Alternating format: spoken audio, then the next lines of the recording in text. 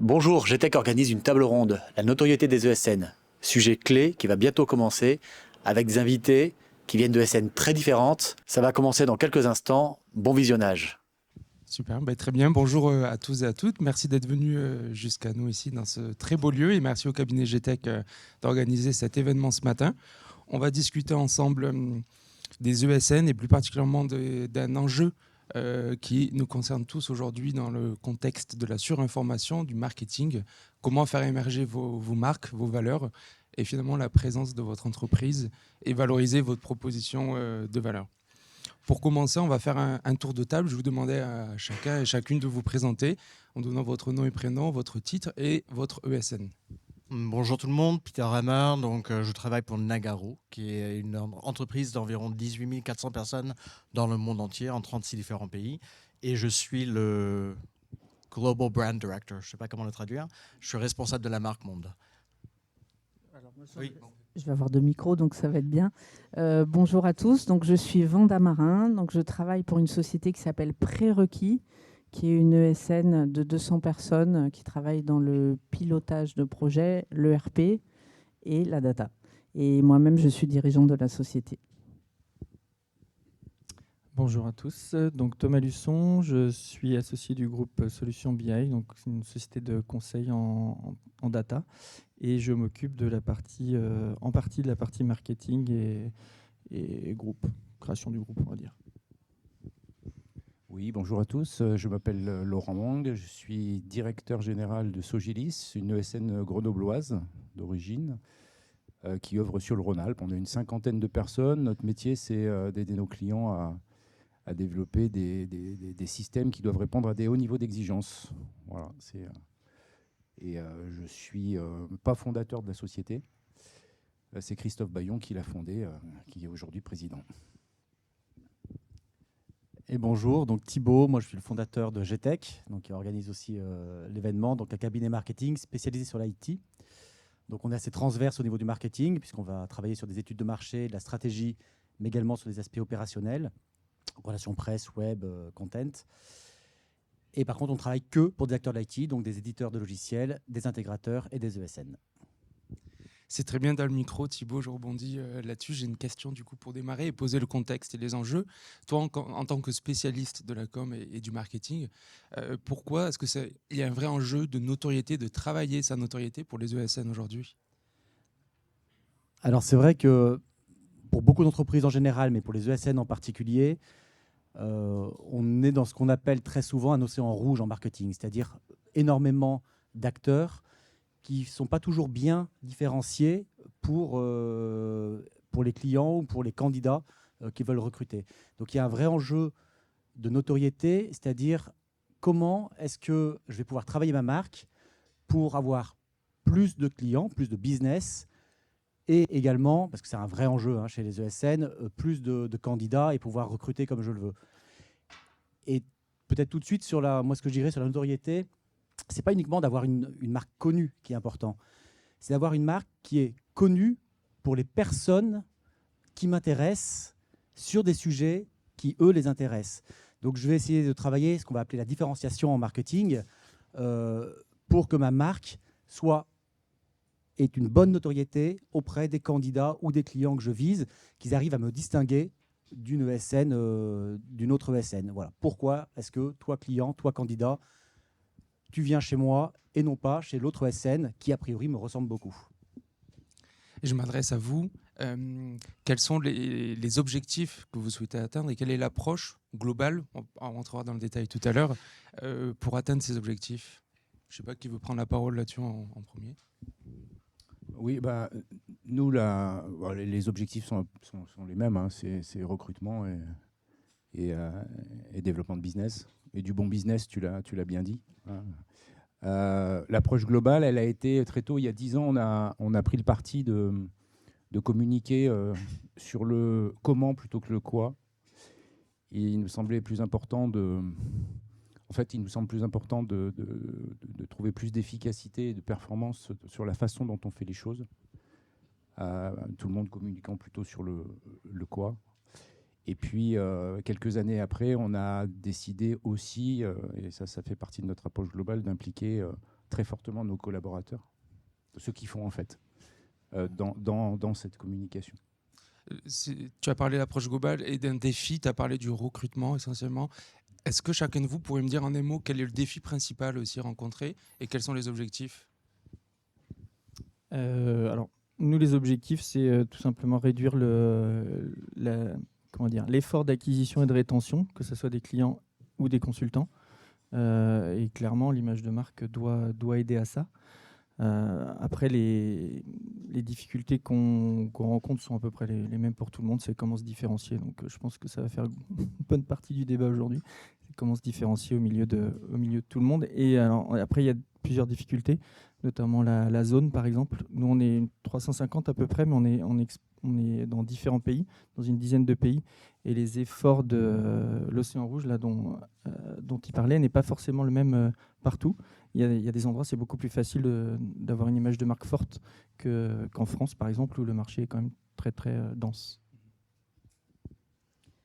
Donc, concernant Prérequis, en fait, ça fait également quelques années qu'on a cette problématique. Et donc, le principal objectif, il ne va pas être tant de se différencier parce que, comme vous l'avez dit, il y a un océan rouge et on va être de nombreuses sociétés à potentiellement avoir les mêmes expertises et pas forcément de marqueurs de différenciation très forts.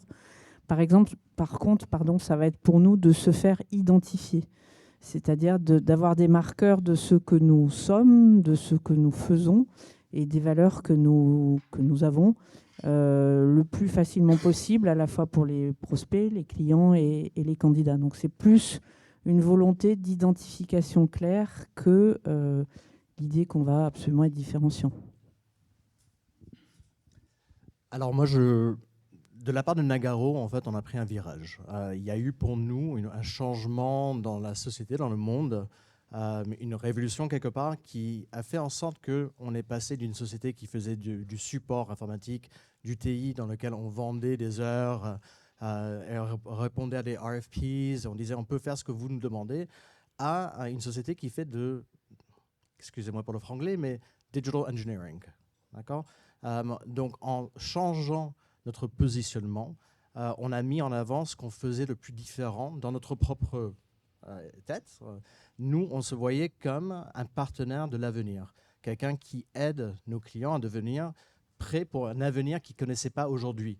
Donc oui, on peut faire ce qu'on nous demande de faire, mais on va au-delà de ça. On essaie d'apporter à nos clients, à nos partenaires, des solutions qu'ils n'ont même pas eux demandé encore. En faisant ça, on est devenu une entreprise qui se voit comme un créateur de valeur pour nos partenaires. Et dans le recrutement, on met la même chose en avant. Quelque part, notre slogan non officiel, c'est « Amenez-nous votre projet le plus compliqué ». C'est là où on va le plus briller. Donc, on cherche des gens qui répondent aussi à ce désir de exprimer une volonté d'aller pas juste faire un travail, mais faire un travail excellent, pousser l'excellence. Donc là, on a posé les différents défis qui se posent à vous, l'approche au sens global qui vous permet d'atteindre vos objectifs, mais forcément, dit comme ça paraît facile, mais il y a des challenges. Est-ce qu'on peut en discuter, les lister? Quels sont les défis que vous avez rencontrés pour faire émerger votre marque? Voilà, donc ça serait très court. En fait, si la technologie aujourd'hui est presque une commodité dans laquelle on est comparable à d'autres personnes qui sont dans le secteur de technologie, donc quelqu'un qui fait un SAP, quelqu'un d'autre qui fait un SAP, foncièrement, ce qui va nous différencier pour un client, dans les yeux d'un client, c'est le prix. D'accord ? Donc si on est dans un combat de prix, c'est un combat qui devient très rapidement inintéressant parce qu'on peut tirer sur les marges, mais à la fin du jour, on a aussi tiré sur la valeur de la marque. La valeur de la marque qui, elle, doit être dans l'excellence. Tout d'un coup, on devient un vendeur de tapis. Non, on peut faire moins cher qu'eux. Donc, nous, le challenge et les échecs qu'on peut avoir sont souvent liés à ça, à vouloir absolument sauvegarder notre marque et se mettre à une valeur de création de valeur. Et l'échec va être quand on rentre dans la discussion et qu'on se retrouve à avoir un défi sur le prix ou est-ce que vous pouvez faire moins cher. Et on n'est pas toujours... C'est pas toujours facile de dire non. Des fois, on va accepter. Et c'est un vrai défi de transition dans notre propre système de travail, de comment on va vraiment faire ce changement. Wanda, en discutant avec vous précédemment, vous disiez qu'il y a aussi un des enjeux, c'est le manque de capital sympathie pour les ESN. Est-ce que vous pouvez nous en parler ? Oui, tout à fait. En fait, on a une histoire très ancienne, les ESN, sur l'idée qu'on est vendeur de tapis. Voilà. Et l'idée aussi fausse qu'il y a absolument la capacité de baisser les prix jusqu'au bout, alors qu'on est une industrie à relativement peu d'économie d'échelle. Donc cette logique-là de vendeur de tapis, de sans foi ni loi, etc., elle est assez forte et elle est parfois difficile à combattre parce que ce sont des idées reçues. Et donc on doit travailler sur le fait de sortir finalement de l'invisibilité de ce pôle de gens pas très recommandables pour dire qui on est, pour faire valoir des valeurs, pour faire valoir une éthique, pour faire valoir une expertise. Et donc ça, c'est vrai, c'est un très gros enjeu. Et le travail de la notoriété sur la notoriété nous a beaucoup aidé à ça. On y reviendra plus en détail, notamment avec le travail de l'étude que vous avez fait pour vous positionner sur le marché. C'est vrai que c'est très intéressant. Il y a des enseignements à tirer de tout ça.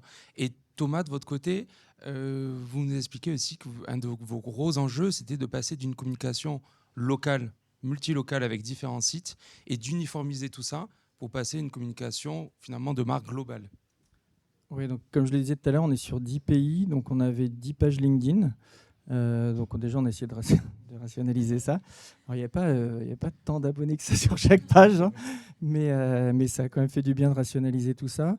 Et les messages qu'on passe, c'est-à-dire comment on est capable d'adapter sa communication en n'ayant qu'une seule page LinkedIn d'ailleurs, à différents marchés qui sont complètement différents entre l'Asie, l'Australie, la France, le Canada, sachant qu'on n'a pas les mêmes degrés de maturité au niveau marketing, dépendamment des pays et de l'âge de la filiale. Donc, il y a une grosse partie d'accompagnement du changement pour quels sont nos messages groupes et quels sont les messages régionaux que chacun peut passer sur sa zone. Parce que dans LinkedIn, on peut envoyer des messages que sur une zone géographique si on le souhaite. Et Laurent, de votre côté, je crois qu'aussi l'un des enjeux, c'était d'étendre la notoriété. Vous avez une très bonne implantation régionale. Et voilà, le défi rencontré, ça a été de faire briller la marque au-delà de votre région.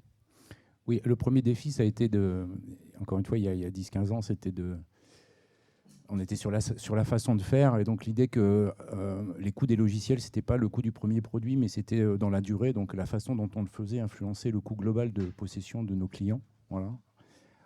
Et donc de passer, de travailler et d'attirer des clients qui avaient conscience de ça. Voilà. Alors que le marché achète massivement des ingés, plus de bras qui sont focusés sur la sortie des premiers produits. On cherchait des gens qui soient projetés vers l'avenir. Alors ça nous aidait puisqu'on travaille avec des clients qui, dans l'aéronautique, où ils ont des enjeux à 30 ans, et donc, mais néanmoins on était confrontés à ça. Et donc ces actions d'évangélisation sur les approches et les méthodologies de développement permettant de faire de la qualité dans la durée et de la maintenabilité. Voilà, c'était le premier enjeu. C'est beaucoup plus simple aujourd'hui qu'il y a 15 ans, parce que le marché a pris en maturité. Le deuxième, c'était d'embarquer, je l'ai dit un petit peu tout à l'heure, nos collaborateurs dans cette démarche. Parce qu'encore une fois, entre un ingénieur et un marketeur, il y a des années-lumière, et donc ils ne comprenaient pas vraiment pourquoi, et quel intérêt ils avaient, eux, à participer à ça. Voilà. Et puis aujourd'hui, nos enjeux majeurs, c'est effectivement, on a une forte expertise dans un domaine très vertical. Une expertise, on est un des leaders en Europe sur les systèmes de navigation drone-avion. Mais bon, on est grenoblois, on est lyonnais, et on doit exister plus largement. Voilà. Donc c'est un enjeu de verticalisation. Et alors justement sur tout ça, je m'adresse à Thibaut. Quels sont les outils, quelles sont les approches possibles pour les ESN pour étendre leur notoriété ? Il y en a beaucoup en fait. Ce qui est intéressant, c'est que dans le marketing en général et dans l'IT en particulier, il y a une palette qui est quand même hyper large. Mais il faut vraiment avoir conscience et je rebondis un peu sur ce que tu disais, Wanda, effectivement, l'image des ESN aujourd'hui, elle est quand même tirée, en tout cas en France, par Atos, par Capgemini, effectivement, et on vend du CV, et finalement, voilà, les ESN sont un peu toutes les mêmes, même si quand on fait du développement, c'est un petit peu différent que quand on fait de la régie, évidemment. Mais il faut vraiment avoir conscience, en fait, qu'on va travailler sur le temps long, parce qu'on parle de ok, je veux avoir plus de notoriété pour gagner des clients et des choses comme ça. Mais si on raisonne sur ce temps court, effectivement, immanquablement, on reva vers une guerre des prix et c'est dur d'en sortir. La notoriété, il faut vraiment l'envisager sur un temps long, c'est-à-dire, ok, comment est-ce que ma marque va devenir de plus en plus forte? Pas forcément, encore une fois, auprès de tout le monde. Il ne s'agit pas de dire que toutes les ESN de 50 ou 100 personnes doivent devenir Accenture. Ce n'est pas le but. Il ne s'agit pas d'avoir une marque connue forcément auprès de tout le monde. Mais en tout cas, d'avoir une marque qui a un différenciateur que l'on comprend quand on s'adresse à tel ou tel persona, on va dire dans notre jargon. Et du coup, il y a plein de choses à utiliser. Et je sais que voilà, parmi les ESN qui sont représentés ici, il y a beaucoup de choses qui ont été faites. Thomas parlait de LinkedIn. C'est évidemment un super levier. LinkedIn, c'est quand même, ça permet de déployer une image de marque en faisant porter cette image sur quelques personnes clés de l'entreprise d'une façon extraordinaire. C'est pas juste travailler la page entreprise sur LinkedIn, parce que là on a quelque chose qui est un petit peu stérile. C'est de montrer en fait à travers des profils identifiés au sein de l'entreprise, donner une couleur, une coloration à la marque, une différence qui va la faire un petit peu jaillir de l'ensemble, on va dire, de l'océan rouge dont je parlais des ESN. Il y a évidemment le site web, le référencement, enfin, c'est des enjeux hyper importants. Les relations presse, bon, ça c'est Aude qui vous en parlera mieux que moi. Et puis, par exemple, il y a une notion, quelque chose qui émerge pas mal du côté des États-Unis et qu'on retrouve de plus en plus dans le marketing B2B en France, c'est ce qu'on appelle le thought leadership. Globalement, voilà, on va dire comment est-ce que je deviens leader d'opinion. En B2C, on connaît, c'est assez classique. En France, on a des gens comme un Michel-Édouard Leclerc. Voilà, le pouvoir d'achat, on sait que c'est quelqu'un qui est un leader d'opinion sur le pouvoir d'achat. Il va en parler régulièrement sur tous les plateaux et tout. Mais en fait, c'est quelque chose qu'on peut faire aussi dans une ESN en allant sur des sujets assez précis. Ça peut être porté par les dirigeants, ça peut être porté par des experts. On a plein de sujets.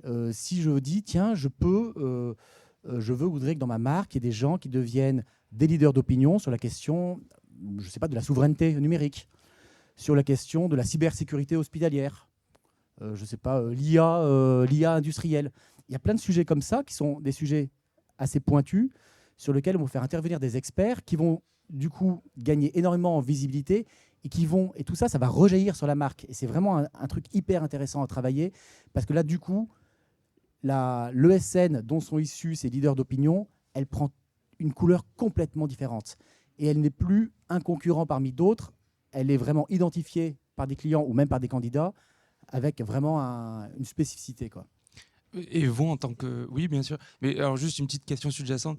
Là-dessus, en tant que dirigeant de ESN, est-ce que vous arrivez à faire émerger comme ça des personnalités au sein de votre entreprise? Et est-ce que vous êtes enclin à les laisser émerger?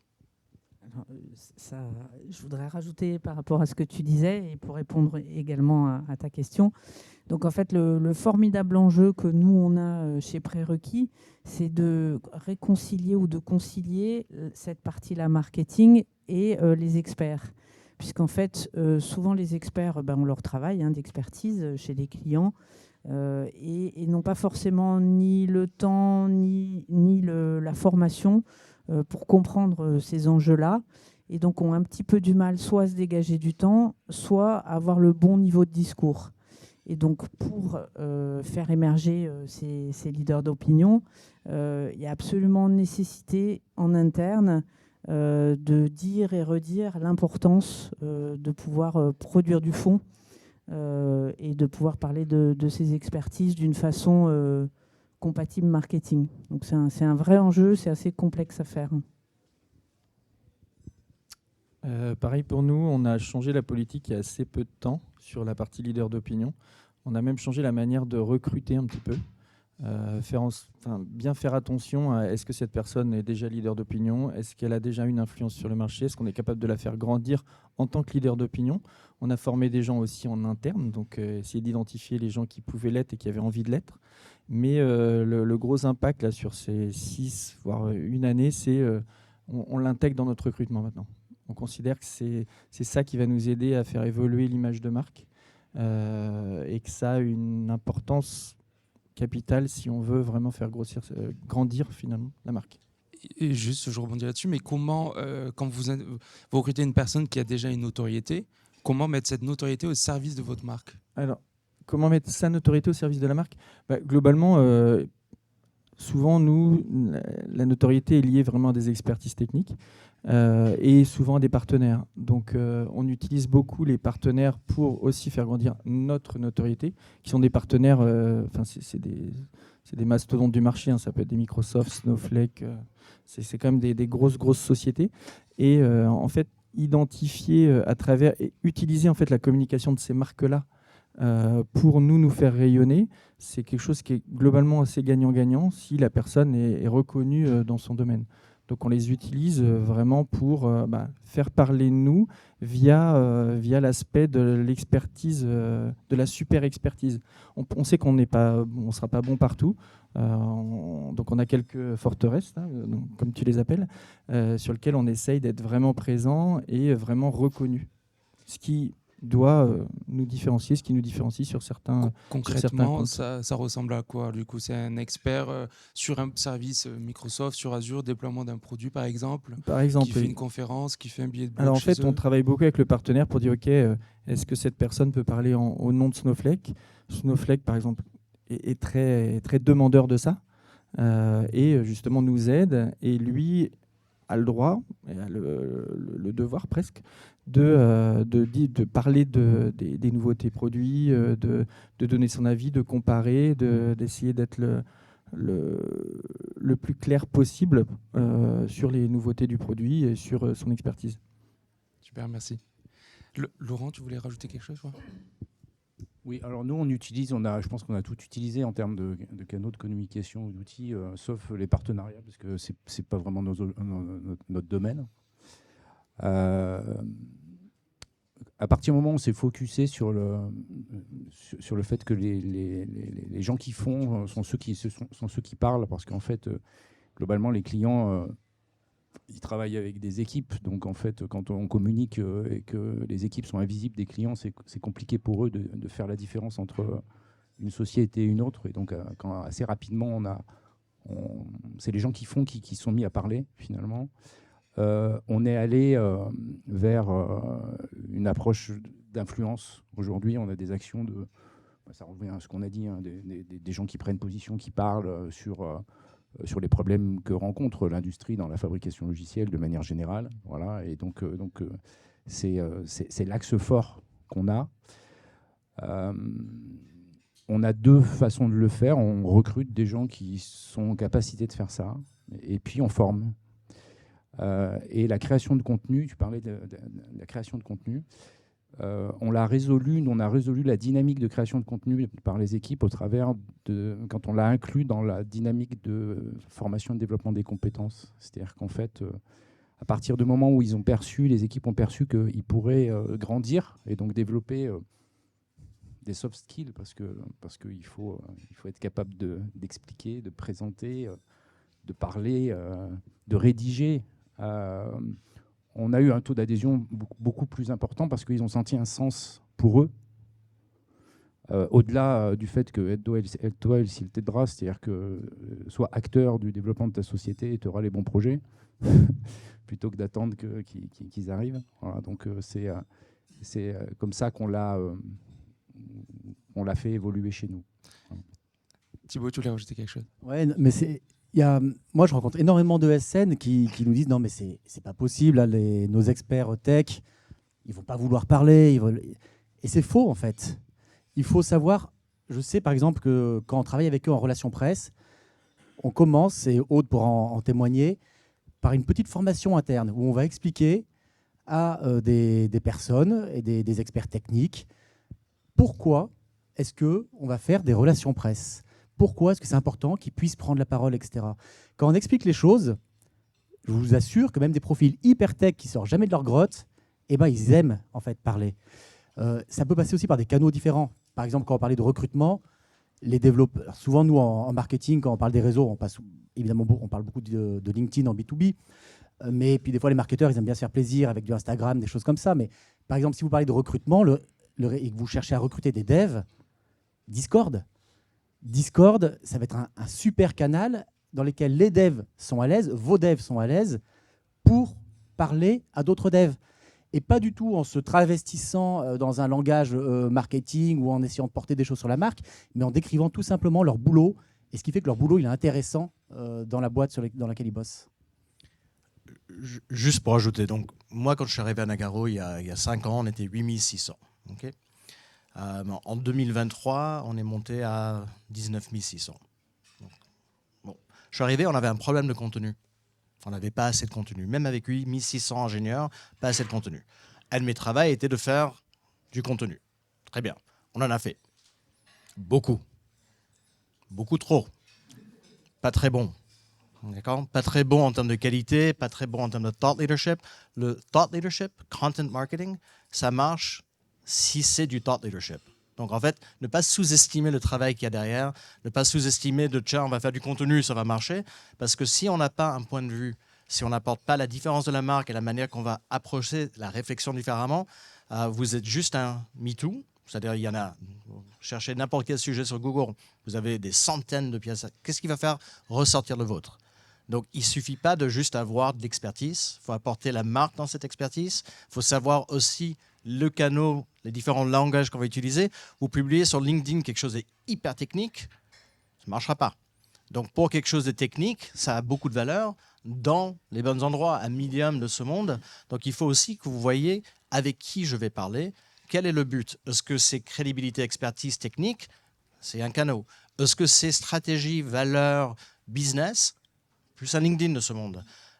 Qui va l'écrire et comment on va collaborer pour l'écrire ? Nous, on est une équipe contenu qui va travailler avec des experts qui vont, eux, travailler avec les experts technologiques. Parce que moi, si on me demande de donner mon go sur quelque chose de ultra technique, pas capable.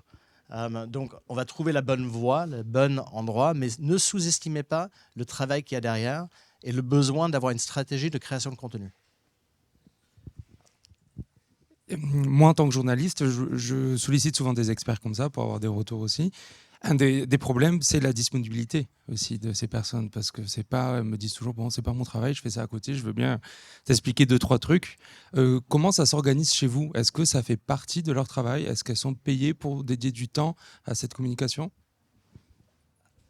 Nous, on a une très bonne idée.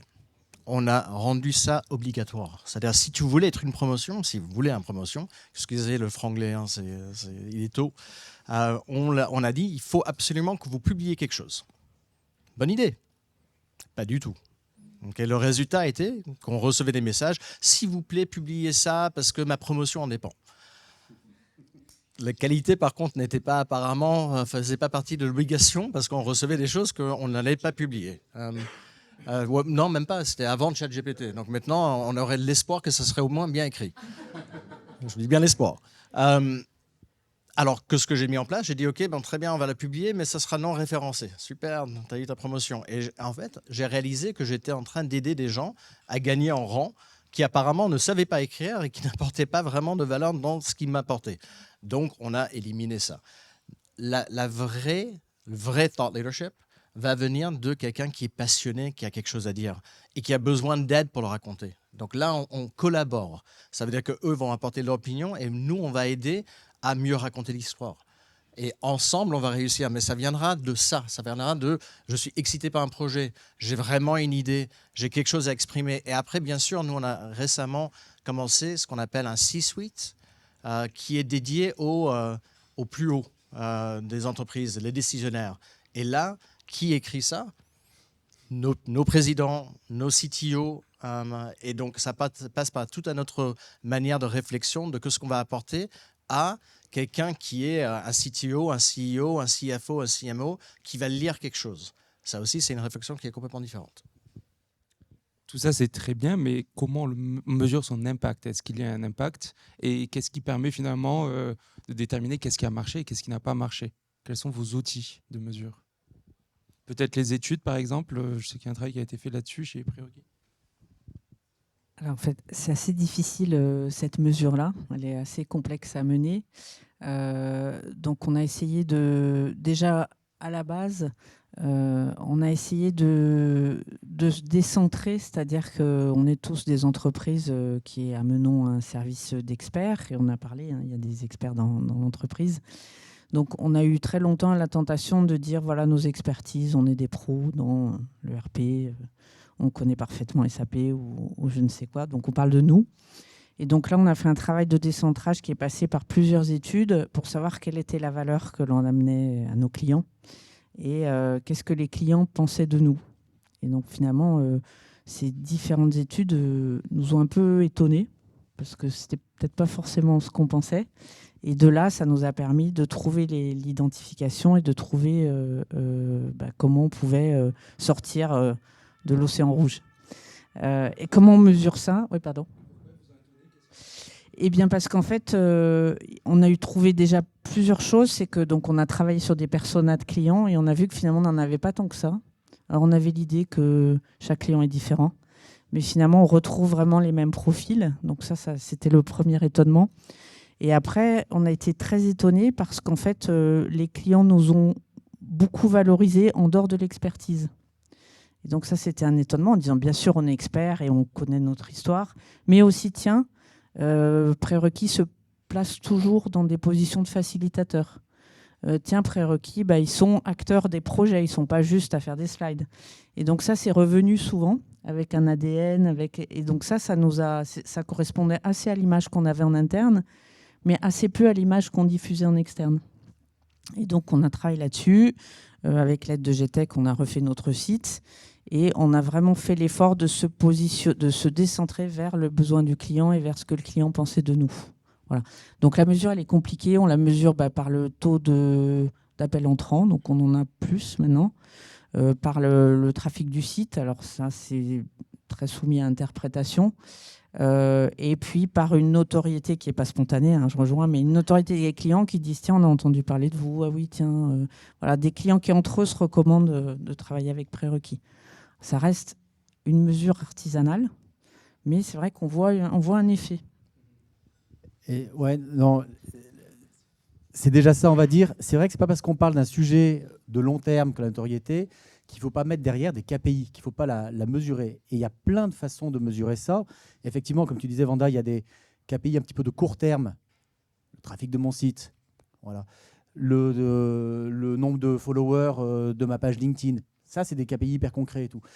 Tu as aussi des KPI, évidemment, de plus long terme. Le nombre de candidatures spontanées que je reçois. C'est un super KPI, ça. C'est vraiment un indicateur de l'image que je donne sur le marché, en l'occurrence pour des candidats, le nombre de demandes entrantes, etc. Donc il faut essayer de mettre en place des KPI de court terme et des KPI de long terme. C'est-à-dire des KPI, voilà, je vais regarder presque mois après mois le trafic de mon site web et je vais regarder aussi, pour le coup, année après année, l'augmentation de la demande entrante, des leads, des candidatures, etc. Et puis de temps en temps, dans le marketing, on aime bien faire des études. Une étude de notoriété, c'est pas très compliqué à mener. Ça peut être un petit quanti avec quelques questions qui sont posées pour avoir effectivement, savoir qu'est-ce que notre marque évoque. Alors pas chez les clients évidemment, enfin, c'est bien aussi de savoir ce que les clients pensent de nous, mais j'ai des gens justement avec qui vous ne bossez pas. Et puis ça peut être complété par quelques entretiens quali aussi pour aller creuser davantage, quelle image ressorte de notre ESN. Et c'est vrai, Vanda, que beaucoup de ESN sont surprises parce qu'ils se disent toujours, OK, nous, ce qui va ressortir, c'est qu'on est expert de tel techno, etc. Et heureusement, il y a parfois d'autres choses qui ressortent et qui sont en fait beaucoup plus importantes pour les clients, les candidats, que uniquement l'expertise sur tel ou tel produit, quoi.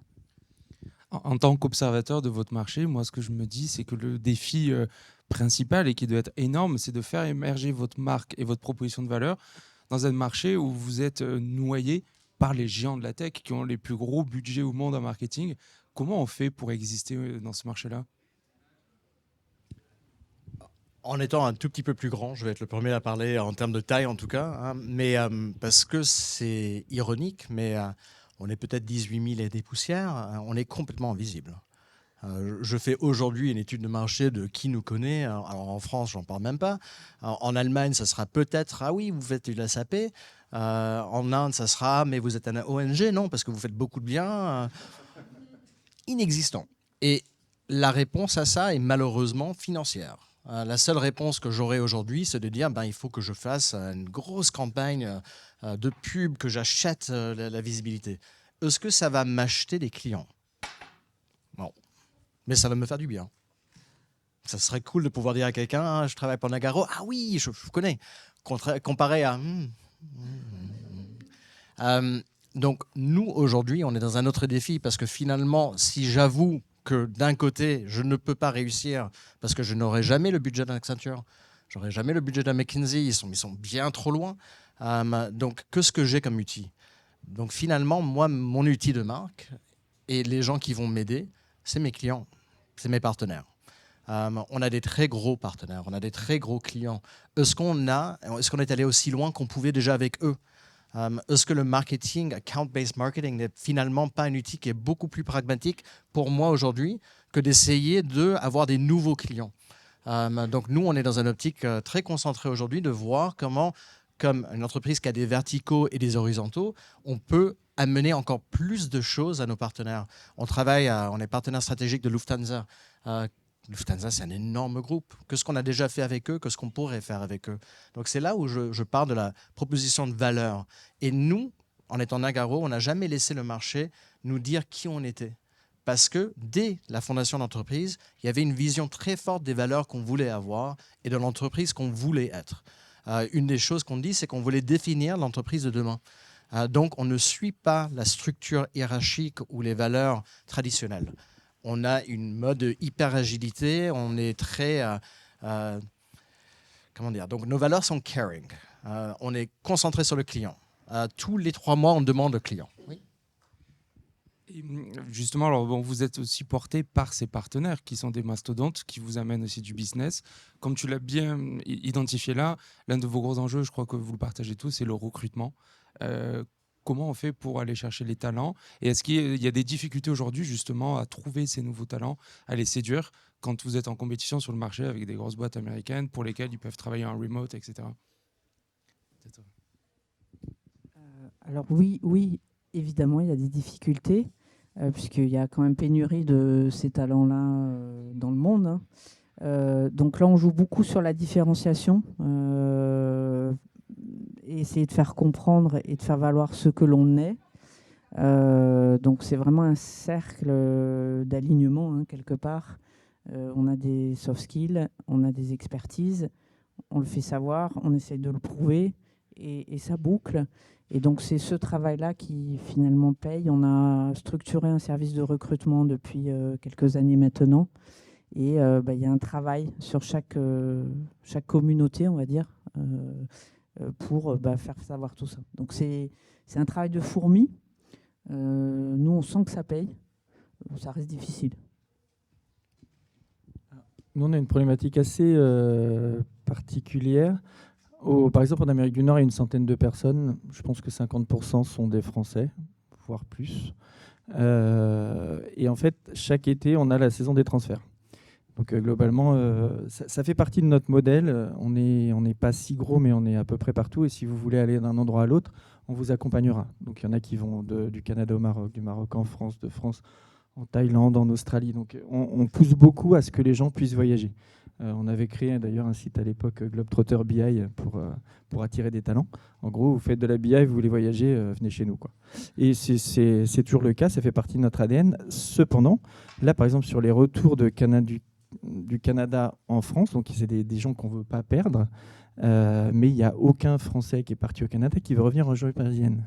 Donc on se retrouve à ouvrir des agences en région pour pouvoir répondre à ce besoin-là, parce qu'on considère que ça nous coûtera moins cher de créer des agences en région que de perdre ces gens-là.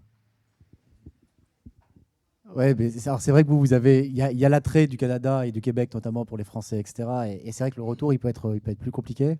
En plus, avec les élections qui arrivent, ça rend encore les choses un peu moins attrayantes.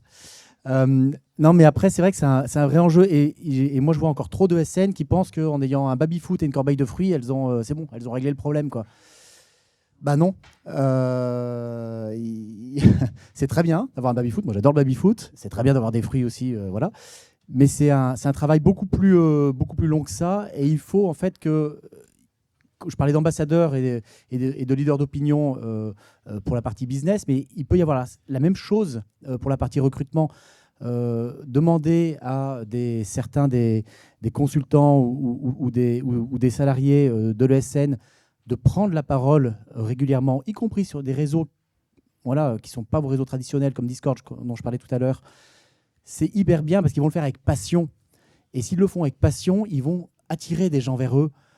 Mais naturellement, en fait, sans qu'on leur dise, écoute, ton job, c'est de faire rayonner la marque pour qu'on recrute plus facilement. Ils vont donner envie de venir bosser pour votre ESN parce que tout simplement, ils vont exprimer ce qu'ils font dans leur boulot et comment ils peuvent le faire effectivement avec énormément de passion. C'est vraiment important, ça. Il faut qu'il y ait de la chair, vraiment du sens derrière tout ça. Dans ce que tu dis, dans vos différents retours, on comprend que finalement, la meilleure manière de communiquer, c'est que ça soit incarné par les personnes elles-mêmes et c'est eux qui vont transmettre les valeurs de votre entreprise. Que ce ne soit pas juste une représentation sur les canaux de communication, mais comment on fait justement pour responsabiliser tout le monde et transmettre ces valeurs-là et qu'elles soient incarnées par tous ceux qui vous représentent, comme par exemple les commerciaux, les RH. Comment on fait pour les impliquer aussi ?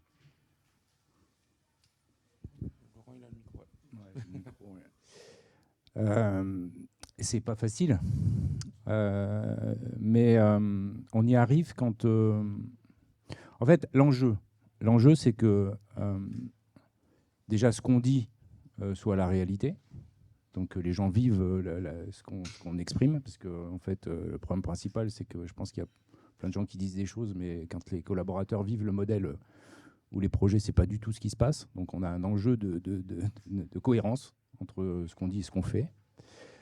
C'est pour ça qu'on a plus de chances d'avoir de la cohérence si ceux qui prennent parole, c'est ceux qui font, parce qu'ils ne diront pas des choses qu'ils ne font pas. Donc ça, c'est clair. Et ça pousse les entreprises et ça nous pousse à être meilleurs, à apporter la valeur qu'on dit vouloir avoir. Et puis après, il faut que les collaborateurs qui nous rejoignent, ils trouvent un sens pour leur projet professionnel. Donc en fait, il faut qu'on ait une proposition de valeur. Nous, on appelle ça, on a une approche qui est, on market le level up externe pour nos clients, aider nos clients à être capables tout seuls de faire des systèmes au niveau d'exigence. Et puis le level up interne de notre structure, de notre organisation et de nos collaborateurs. Et donc en fait, le sens qu'ils trouvent à œuvrer chez nous, c'est parce que pour leurs projets individuels, en tout cas le temps qu'ils sont chez nous, ils se construisent, ils se développent et ils sont au bon endroit pour... Voilà. Donc c'est le sens qu'on veut donner finalement. Et donc au travers de ça, naturellement, ils participent, ils communiquent, ils s'impliquent parce qu'ils sont au bon endroit pour eux. Ils ne sont pas juste à venir prendre le bon côté de quelque chose. Et pas... Parce qu'en fait... apprendre, transmettre, les droits et les devoirs, c'est un peu compliqué dans nos organisations. Et donc, cette idée que parce que je suis au bon endroit pour moi, pour mon projet, je suis capable de m'impliquer et communiquer et participer. C'est ça qui est dur à faire, mais qu'on essaye de faire. Thomas, tu veux juste pour rajouter quelque chose, on avait l'habitude dans le passé à beaucoup raconter des histoires des gens qui sont là. C'est-à-dire qu'il est arrivé en tant que stagiaire, après il est passé manager, et maintenant il s'occupe d'une filiale. Donc on le faisait beaucoup pour l'interne et on le faisait très peu pour les gens qui étaient partis. Et en fait, on le fait depuis, ça fait pas si longtemps, on parle de plus en plus des gens qui sont partis. C'est-à-dire, Solutions BI a été un tremplin pour leur carrière. Donc des gens qui sont partis chez des gros éditeurs, chez Microsoft, chez AWS, il y en a qui sont partis chez Google. Il y en a d'autres qui sont partis chez LVMH, chez L'Oréal, chez Danone. Donc aussi raconter ces histoires-là. C'est-à-dire que vous êtes au bon endroit si vous voulez aussi faire évoluer votre carrière. Vous allez rester là un certain nombre d'années. Si vous avez l'opportunité, pourquoi pas plus longtemps. Mais que ça restera un tremplin pour votre carrière et en tout cas, c'est possible. Ouais, et sans compter qu'en plus, ces gens qui partent, c'est vrai, c'est fondamental. Voilà, d'un point de vue business, je sais que ça marche comme ça aussi chez vous, qui vont effectivement dans des grandes structures derrière, des Danone, etc. Bah, c'est des gens qui vont spontanément penser à l'ESN si leur parcours a été agréable et qui vont ramener du business, quoi. Donc c'est vrai qu'il y a cet enjeu recrutement et business qui est hyper intéressant. Et tu as raison, hein, c'est vrai qu'on est toujours focalisé sur comment est-ce que j'attire des gens vers moi, comment est-ce que je les fidélise pour pas qu'ils partent. Mais pensez aussi qu'ils vont partir à un moment donné et entre les deux, entre leur arrivée et leur départ, la ligne sur leur CV qu'ils auront passé chez moi, quelle valeur ça leur donne. Et ça, peut-être qu'on n'y pense pas assez. Ouais. On voit vraiment le rôle des salariés et dans tous vos retours, dans ce que vous dites, finalement, c'est l'expérience vécue en interne qui est un des meilleurs vecteurs de communication. Et j'aimerais qu'on parle aussi de vos retours d'expérience et cas d'usage. Si vous pouvez, chacun et chacune, me donner un exemple d'une action qui a réussi ou peut-être justement qui a été marquante parce qu'elle n'a pas marché. Ah bah, il y en a plein. Hein. Dans les actions qui n'ont pas marché, on a lancé une marque un peu tôt. C'est-à-dire qu'il y a eu une grosse évolution technologique il y a un peu plus d'1 an sur un produit, bon, peu importe lequel. Et on s'est positionné, je pense qu'on était les premiers en France à se positionner sur cette technologie-là, sauf que on était clairement trop tôt, quoi. Donc on a dépensé beaucoup d'argent pour pas grand-chose. La traction, elle commence tout juste à arriver, mais là, du coup, ça s'est un peu essoufflé. Donc ça fait partie des ratés. Dans les choses qui marchent plutôt bien, c'est toute une machine marketing qu'on a mis en place sur la gestion des salons. On fonctionne beaucoup en salon et maintenant on devient assez performant sur comment on prépare un salon et comment on fait en sorte que les gens, quand ils arrivent au salon, ils ont déjà entendu parler de nous, donc ils ont une facilité à venir à notre stand. Oui, nous aussi, il y en a beaucoup, hein, forcément. Donc un exemple qui est réussi, en fait, donc qui traite de cet alignement dont je parlais tout à l'heure, pour avoir ce cercle vertueux. En fait, on s'est rendu compte que quand le collaborateur venait de signer son contrat de travail et qu'il arrivait chez Prérequis, en fait, les premières choses qu'il voyait de Prérequis étaient assez administratives, qui finalement pouvaient trancher avec l'état d'esprit interne. Et donc, il y avait besoin de travailler ce processus de onboarding pour le rendre, évidemment, il y a une part administrative, on ne peut pas l'enlever, mais pour le rendre beaucoup plus proche de la culture de l'entreprise, des marqueurs, etc. Donc, tout ce process d'onboarding a été beaucoup travaillé. Et depuis, on mesure auprès des nouveaux arrivés, on donne un nombre d'étoiles sur ce process pour mesurer la satisfaction. Et c'est vrai que ça a vraiment changé l'état d'arrivée. Il y en a également un rapport d'étonnement. Et on voit dans le rapport d'étonnement que tout est aligné. Moi, je vais donner une réponse RH. Ma plus grande force est aussi ma plus grande faiblesse. On a commencé à revoir la marque. Et pour moi, c'est comme un plat cuisiné. Tous les ingrédients doivent être parfaitement réussis pour que le plat s'assemble bien. Donc, la marque employeur, les valeurs de la boîte, le business, la stratégie qu'on mettait, tout marchait. D'accord ? Donc, on pensait que tout marchait. Effectivement, l'alignement avec les RH, est-ce qu'on porte les bons messages, la rétention, l'acquisition client. Donc, on a tout mis à terre, on a tout remis ensemble.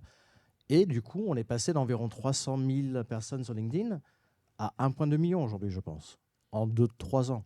Donc, tous les ans, waouh, énorme réussite. Et on faisait des campagnes marketing, on faisait du business, on targetait.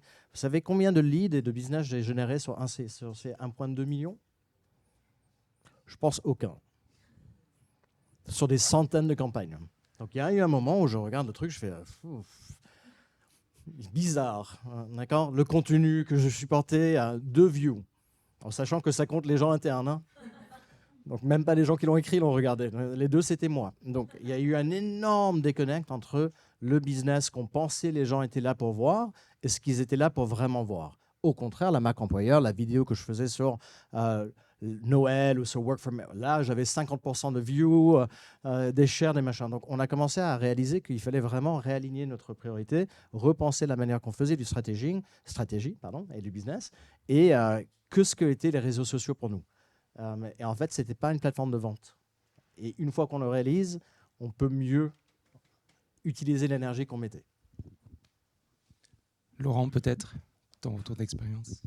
Oui, donc une réussite, c'est nos actions issues de nos collaborateurs qui ont fait émerger la marque employeur. Alors, elle a été portée par Christophe, mon associé, sur le modèle d'organisation et de société il y a quelques années. On l'a portée ensemble, mais elle a vraiment émergé à partir du moment où les équipes se sont impliquées et ont véhiculé finalement que ce n'était pas seulement une vue de dirigeant, mais que le modèle, on le vivait pleinement. Donc c'est ce lien qu'on a réussi à faire entre ce qu'on disait qu'on faisait et ce qu'on faisait réellement dans la société. Et c'est pas facile, parce que quand on est 8, c'est beaucoup plus simple que quand on est 50. Hein.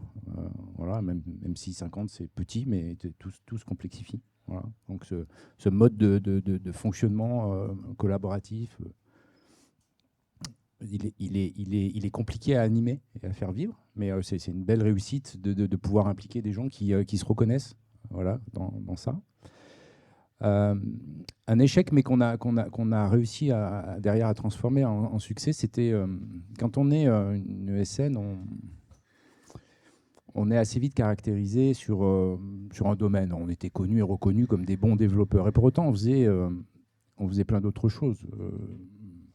L'utilisabilité des systèmes et des logiciels, c'est important. Donc, l'UX design, on fait ça depuis 2008, depuis la création, et pourtant, on n'était pas connus pour ça, et on avait des experts.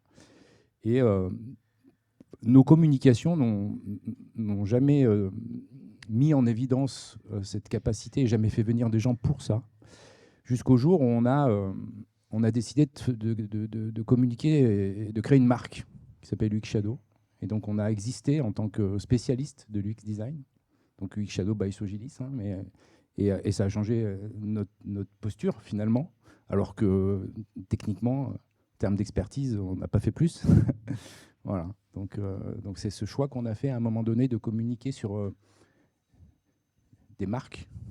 Alors, c'est pas une entité, hein, c'est vraiment c'est les équipes Sogilis, mais sur une marque a fondamentalement changé notre business. Voilà, c'est vraiment le défi de transmettre vers l'extérieur ce qu'on fait en interne. Et des fois, c'est vrai que vous pouvez avoir, en tant que professionnel, avoir la tête dans le guidon et ne pas réaliser comment on est perçu à l'extérieur. Et c'est là que Thibaut intervient. Ouais, mais il y a un truc qui est... Enfin, c'est pas grave d'avoir des échecs en marketing, c'est bien. C'est bien. En fait, il faut pouvoir analyser ce qu'on fait. On va pas forcément réussir, mais il faut regarder. Le pire, c'est comme tu disais, Peter, c'est de ne pas se poser la question pendant quelques années. On fait des choses par automatisme, et les marketeurs, qui sont comme tout le monde, ont parfois tendance à dire « Ok, je vais faire du contenu, je vais faire mes billets de blog, je vais faire mes machins, parce qu'on a toujours fait comme ça », sans analyser, en fait. Est-ce que finalement, ce que je suis en train de faire, c'est un succès ou un échec ? En marketing, on est vraiment, et surtout quand même dans le B2B, et encore plus dans l'IT, où il y a quand même pas mal d'innovations, il y a des choses qui bougent beaucoup. Il faut tenter. On ne va pas toujours réussir. Parfois, il y a des choses qu'on croit qu'ils vont être des leviers de notoriété qui n'en sont pas. Ce qui compte, c'est encore une fois, c'est les KPI, c'est dire de mesurer ça pour pouvoir améliorer les choses. Il n'y a rien de pire, je pense, qu'un marketeur qui oublie de mesurer ça et qui reproduit le même schéma année après année et qui croit qu'il fait un très bon boulot pour la notoriété de sa marque et qui, en fait, ne fait rien progresser et qui a 0 lead après avec 1 million de followers. Alors qu'une petite vidéo pour Noël fait tout exploser. Avant de passer aux questions-réponses avec tout le monde, on va garder un petit peu de temps pour cette séquence. Mais pour finir, est-ce que vous pourriez donner un conseil et un piège à éviter ? Laurent, tu as le micro dans les mains si tu veux inaugurer. Un conseil, je dirais qu'il faut qu'on soit aligné entre ce qu'on fait et ce qu'on dit qu'on fait. Voilà, je pense que c'est pas une option. Voilà, c'est obligatoire. Faut pas faire pour les gens, faut faire avec. Voilà. Le piège, je sais pas, le piège, on en prend tous les jours. Donc en fait, c'est plutôt d'avoir une approche, une dynamique de remise en question et d'amélioration continue. Voilà, à partir du moment où on est dans l'optique qu'on peut se tromper, on peut rater, ça peut ne pas marcher et qu'on tire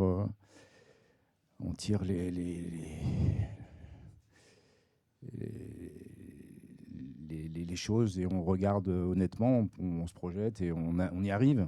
Voilà. Donc c'est que c'est pas tout droit. C'est souvent comme ça. C'est comme notre business. Hein. On sait où on va. Je pense que depuis nous, en tout cas chez Sogis, depuis 2008, on sait exactement ce qu'on veut faire. Est-ce qu'on tire tout droit? Sûrement pas, non. Mais on y va. Faut parfois ajuster le tir. Ouais. Thomas? Non, clairement, on essaie d'avancer, on tire des bords, comme on dit, donc on fait comme ça. Moi, vraiment, le conseil principal, si j'en avais un, ça serait faire participer le plus possible les employés, que ce soit sur la partie acquisition de talents et acquisition de clients. C'est clairement eux ces personnes qui sont capables d'aider la marque et de la faire rayonner. De mon côté, si j'avais un conseil à donner, au-delà de l'alignement, hein, je souscris à 200%, c'est de considérer que le marketing est une ressource, d'une part, et pas juste un coût, et également un métier. Donc, pas hésiter à ne pas être isolé et se faire accompagner, que ce soit en interne par des gens qui ont la compétence ou en externe par des gens qui ont l'expertise également et l'expérience. Donc voilà, ça c'est vraiment les deux conseils que je donnerais. Le risque étant de se projeter, de projeter des choses qui ne sont pas avérées. Bon, difficile de trouver quelque chose d'autre, mais peut-être tout simplement de ne pas tomber dans le piège du gimmick. La marque employeur, qui vous êtes, elle doit être vraie, elle doit venir du fond. Vos valeurs ne sont pas quelque chose qui peuvent s'adapter ou changer, ou tout d'un coup on va dire non, mais... et quand je dis la gimmick, c'est vos valeurs ne se traduisent pas par effectivement une table de ping-pong. Vos valeurs ne se traduisent pas par on est flexible. Ça, c'est des langages, c'est des buzzwords qu'on veut chercher parce que les gens cherchent quand ils font du recrutement. Est-ce que vous êtes flexible? Tout le monde dit mais oui. Si ce n'est pas vrai, ne le dites pas. Parce que la personne va très rapidement réaliser la réalité. Et ça laisse un très mauvais goût dans la bouche. Trouvez là où vous êtes unique, bon, différent, et utilisez ça pour briller, pas des gimmicks.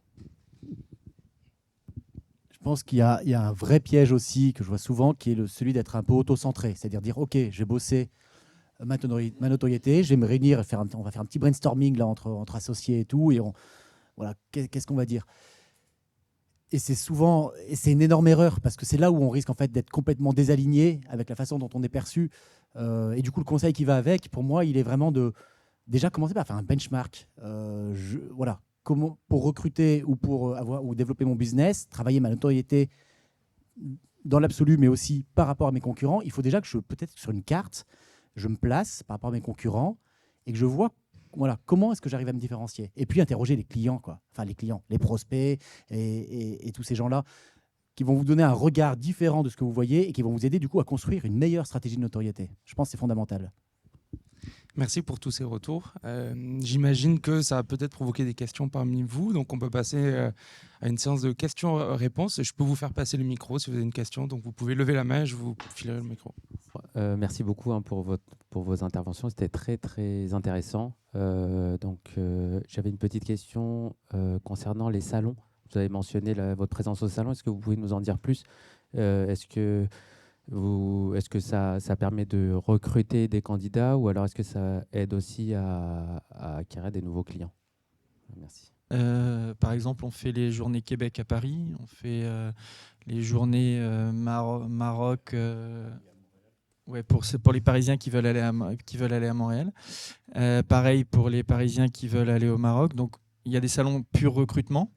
Mais je ne parlais pas vraiment de cela, je parlais vraiment des autres pour l'acquisition de leads. Donc c'est des gros salons informatiques ou data, Big Data à Paris, JTEX en Afrique ou à Dubaï. Il y a plein de salons data de toute façon partout dans le monde tout le temps. Donc bon, c'est un budget certes, mais c'est clairement là qu'on fait les plus grosses acquisitions de leads. Sans comparaison aucune. Pour nous, c'est ça et effectivement les anciens de Solutions BI ou nos clients qui bougent. Ce sont les deux gros facteurs d'acquisition. Le salon, oui. Alors, rater des salons, c'est facile. Hein. On arrive comme des fleurs, on se pose derrière le stand. puis on regarde passer les gens. C'est arrivé, c'était le cas longtemps. Ça fait globalement 2 ans que c'est plus le cas, parce qu'on les a travaillés, parce qu'on s'est posé, parce qu'on s'est dit ok, qu'est-ce qu'il faut faire avant pour qu'un salon fonctionne. Maintenant, ça fonctionne beaucoup mieux que ça fonctionnait avant, et c'est devenu notre facteur, notre apporteur d'affaires majeur. Pour les salons, c'est très très cher et ça peut si mal travaillé, c'est un échec garanti. Hein. Et c'est vraiment 2-3 jours passés à se sentir comme un vendeur de voiture raté. Hein. On voit des gens passer. Donc le travail de lead gen qu'il faut faire avant n'est pas à sous-estimer. Et aussi, comment on va être perçu à travers notre booth, à travers la taille du booth qu'on va prendre. Donc plus c'est grand, plus c'est cher. Nous, à un moment, on faisait tous les salons. Donc on était en 2023... le groupe Digital Engineering qui était dans la plus grande croissance du monde. D'accord, on était sur du 40% de croissance, c'était un truc de fou. Donc on avait le slogan Fastest growing digital company in the world, dans un booth de 2 mètres sur 2 mètres. Ok. J'ai mis un holà en disant excusez-moi, mais je préfère en fait ne pas y aller que y aller comme ça. Donc après, on a utilisé Vivatech comme un exemple de ce qu'on était capable de faire quand on mettait les moyens, la réflexion et le budget derrière. Et je préfère en fait 4 ou 5 stratégiques et intelligents que être partout avec en fait cette notion de présence. Par ça, à cause de ça. On s'est dit Vivatech, avoir un vrai boot, ça va nous coûter 3 bras. Donc on préfère faire 2 autres salons un peu moins entre guillemets connus, parce que clairement, sinon on faisait un event quoi. Et donc je suis totalement d'accord avec ce que tu viens de dire. À bien préparer, on fait pas mal de campagnes marketing pour faire en sorte que, ce que je disais tout à l'heure, que les gens, quand ils arrivent au salon, ils nous ont déjà entendu parler de nous, qu'on ait déjà invité des gens au booth, que les personnes qui sont là, qui font des sales, aient déjà pris des rendez-vous. Donc c'est-à-dire qu'en théorie, un salon qui est très bien préparé, le sales, il arrive, il a des rendez-vous toutes les heures, quoi.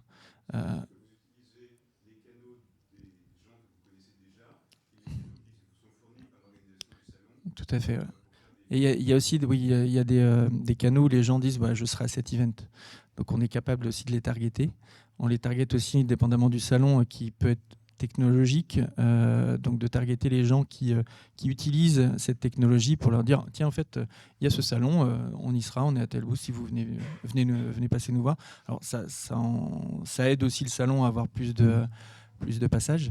Mais oui, c'est comme ça qu'on fait, quoi. Et puis penser à la presse aussi. Enfin, c'est vrai que c'est pas un communiqué de presse, c'est pas uniquement pour les sorties produits ou les choses comme ça. Et ça peut être intéressant de faire passer ce message-là quand vous discutez avec le journaliste qui vous interviewe. Voilà, en général, on est sur tel salon. Il va pouvoir relayer l'info et ça montre un petit peu quand même la dynamique de l'entreprise. Enfin, tu me corriges si je dis de bêtises, mais je pense que voilà, les presses ont vraiment un rôle à jouer là-dessus. En dehors des autres, évidemment, on pense tous sinon à LinkedIn et ces choses-là.